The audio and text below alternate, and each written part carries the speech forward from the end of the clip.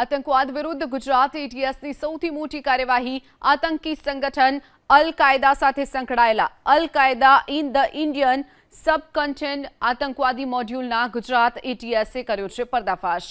દિલ્હીના ફરાસખાનામાં રહેતા મોહમ્મદ કૈફ, મોહમ્મદ રિઝવાન, અમદાવાદના ફતેવાડીમાં રહેતા મોહમ્મદ ફરદીન, મોહમ્મદ રઈસ, મોડાસાના ભોઈવાડામાં રહેતા સૈફુલ્લા કુરેશી, મોહમ્મદ રફીક અને નોઈડા સેક્ટર 63માં રહેતા જીશાન અલી, આસિફ અલી તેમના આ તમામ ચારેય આરોપીઓની એટીએસે ધરપકડ કરી છે। જ્યારે આતંકીઓ સોશિયલ મીડિયા પ્લેટફોર્મ પર અલ કાયદાના વિચારો સાથે જોડાયેલા વેબસાઇટ અને એપ્લિકેશન સાથે સંકળાયેલા હતા।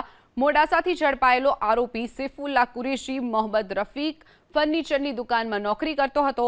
સૈફુલ્લા સતત સોશિયલ મીડિયા પર અલ કાયદાના મોડ્યુલ પર કામ કરતો હતો। આરોપીઓ સોશિયલ મીડિયા પ્લેટફોર્મ અને કેટલીક શંકાસ્પદ એપ્લિકેશન અલ કાયદાની વિચારધારા સાથે જોડી અને તેને ફેલાવવા સુધીની કામગીરીમાં સક્રિય હોવાનો પણ ખુલાસો થયો છે।